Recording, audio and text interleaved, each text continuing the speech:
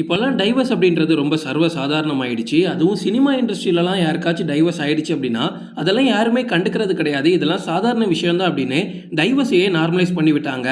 ஏதோ ஒரு காரணத்துக்காக டைவர்ஸ் வாங்கிக்கிறாங்க.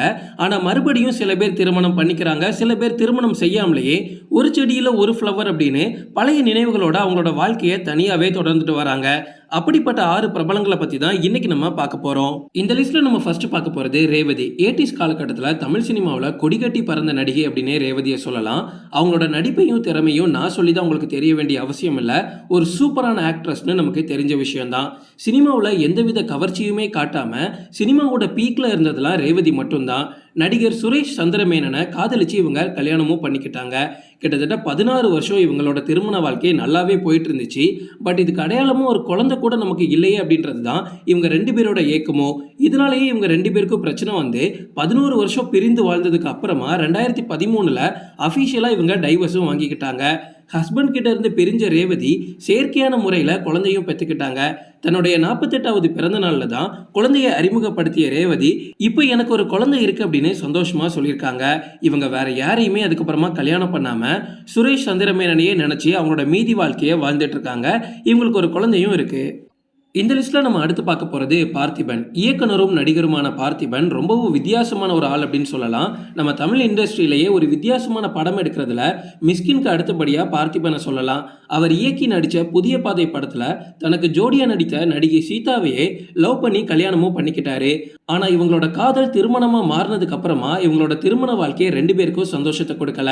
சரி, இதுக்கு மேல இது செட் ஆகாது அப்படின்னு ஒரு வழியா இவங்க 2 பேரும் டைவர்ஸ் வாங்கிக்கிட்டாங்க. டைவர்ஸ்க்கு அப்புறமா சீதா சீரியல் நடிகர் ஒருத்தரை லவ் பண்ணி மறுபடியும் கல்யாணம் பண்ணிக்கிட்டாங்க.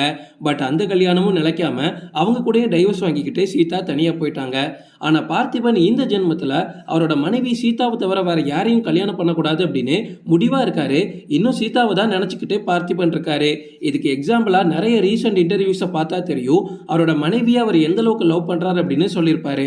இந்த லிஸ்ட்ல நம்ம அடுத்து பார்க்க போறது பிரசாந்த். 17 வயசுலயே சினிமாக்குள்ள ஹீரோவா என்ட்ரி கொடுத்த நடிகர் பிரசாந்த் தொடர்ந்து திருடா திருடா, ஜீன்ஸ், ஜோடி அப்படின்னு நிறைய சூப்பர் ஹிட் படங்களா கொடுத்தாரு. இவர் புகழோட உச்சத்துல இருக்கும்போது தான் மும்பையை சேர்ந்த தொழிலதிபரான கிரகலட்சுமியை லவ் பண்ணி கல்யாணமும் பண்ணிக்கிட்டாரு. ஆனா கிரகலட்சுமிக்கு ஏற்கனவே திருமணமாகி 4 வயசுல ஒரு மகள் இருந்த விஷயம் பிரசாந்துக்கு அப்புறமா தான் தெரிய வந்திருக்கு. இதுக்கு மேல கண்டிப்பா செட் ஆகாது. ஒருவேளை அவங்க ஸ்டார்டிங்லேயே சொல்லியிருந்தா கூட பிரசாந்த் ஒருவேளை அக்செப்ட் பண்ணிருக்கலாம். பட் லவ் பண்ணி கல்யாணம் பண்ணதுக்கு அப்புறமா இந்த ஒரு விஷயத்தை மறைச்சது பிரசாந்தால ஏத்துக்கவே முடியல. சோ இவங்க 2 பேரும் பிரிஞ்சுட்டாங்க. அபிஷியலா டைவர்ஸும் வாங்கிக்கிட்டாங்க. அதுக்கப்புறமா பிரசாந்தோட அப்பா உங்களுக்கு தெரிஞ்சிருக்கும், இயக்குனரும் நடிகருமான தியாகராஜன். அவர் என்ன சொல்லியிருந்தார் அப்படின்னா, சீக்கிரமா தன்னோட மகனுக்கு 2வதா நான் கண்டிப்பா ஒரு கல்யாணம் பண்ணி வைப்பேன் அப்படின்னு சொல்லியிருந்தாரு.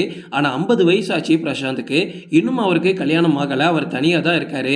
இது கிரகலட்சுமி மேல உள்ள லவ்வா இல்ல ஏற்கனவே ஏமாந்து போனதுனால இன்னொரு கமிட்மெண்ட்டுக்குள்ள போறதுக்கு பிரசாந்த் பயப்படுறாரான்னு தெரியல. இந்த லிஸ்ட்ல நம்ம அடுத்து பார்க்க போறது சோனியா அகர்வால். தமிழ் சினிமாவுக்குள்ள அறிமுகப்படுத்திய இயக்குனர் செல்வராகவனையே இவங்க லவ் பண்ணி கல்யாணம் பண்ணிக்கிட்டாங்க. புதுப்பேட்டை படம் தான் முக்கிய காரணம் இதுக்கு. பட் இவங்க கல்யாணம் பண்ணதுக்கு அப்புறமா இவங்களோட வாழ்க்கை செட் ஆகல. ரொம்பவும் குறைந்த காலத்திலேயே இவங்க 2 பேரும் டைவர்ஸ் வாங்கிக்கிட்டாங்க. டைவர்ஸ்க்கு அப்புறமா செல்வராகவன் இன்னொரு கல்யாணம் பண்ணி சந்தோஷமா இருக்காரு. ஆனா சோனியா அகர்வால் இன்னும் வேற எந்த கல்யாணமும் பண்ணாம மேபி அவரையே நினைச்சிட்டு இருக்கலாம். இந்த லிஸ்ட்ல நம்ம அடுத்து பார்க்க போறது சமந்தா நாக சைத்தன்யா. தமிழ் சினிமாவில் இருக்கக்கூடிய அஜித், ஷாலினி மாதிரியும் சூர்யா, ஜோதிகா மாதிரியும் தான் எல்லாருமே சமந்தாவையும் நாக சைத்தன்யாவையும் நினைச்சாங்க ஒரு சிறந்த நட்சத்திர ஜோடிகளா இவங்க இருப்பாங்க அப்படின்னு. ஆனா 2017ல் இவங்க கல்யாணம் பண்ணிக்கிட்டதுக்கு அப்புறமா நல்லாவே இவங்களோட லைஃப் போயிட்டு இருந்துச்சு. நிறைய இன்டர்வியூஸ்ல கூட அவங்களோட லவ்வை சூப்பராகவே காமிச்சிருப்பாங்க. ஆனா 2021ல் இவங்க 2 பேரும் டைவர்ஸ் வாங்கிக்கிட்டாங்க. இன்னைக்கு வரை இவங்களுக்கு ஏன் டைவர்ஸ் ஆச்சுன்னு கூட தெரியல. இப்போ தனித்தனியா வாழ்ந்துட்டு இருக்காங்க. இந்த லிஸ்ட்ல நம்ம அடுத்து பார்க்க போறது தனுஷ், ஐஸ்வர்யா, ரஜினிகாந்த். இவங்களோட லவ் ஸ்டோரியை நமக்கு பெருசா தெரியாது. இன்னும் சொல்ல போனா தனுஷை அசிங்கப்படுத்துனதுனால தான் வேணும்னே ரஜினிகாந்த் குடும்பத்துல பொண்ணு எடுத்தார் அப்படின்னு கூட இன்னைக்கு நிறைய பேச்சு போயிட்டு இருக்கு. இவங்க 2 பேரும் கிட்டத்தட்ட 18 வருஷம் சேர்ந்து வாழ்ந்திருக்காங்க. இவங்களுக்கு 2 மகன்களும் இருக்காங்க. இந்த சமயத்துல டைவர்ஸ் பண்ணது தான் எல்லாருக்கும் மிகப்பெரிய ஆச்சரியம். ஆனா இவங்களோட டைவர்ஸ்க்கு ஒரு முக்கியமான காரணம் என்ன அப்படின்றத ஒரு தனி வீடியோவாவே நம்ம சேனல்ல போட்டிருக்கோம். பார்க்காதவங்க கண்டிப்பா போய் பாருங்க. இந்த மாதிரி சுவாரஸ்யமான சில விஷயங்கள் தெரிஞ்சுக்க தொடர்ந்து எங்களை ஃபாலோ பண்ணுங்க.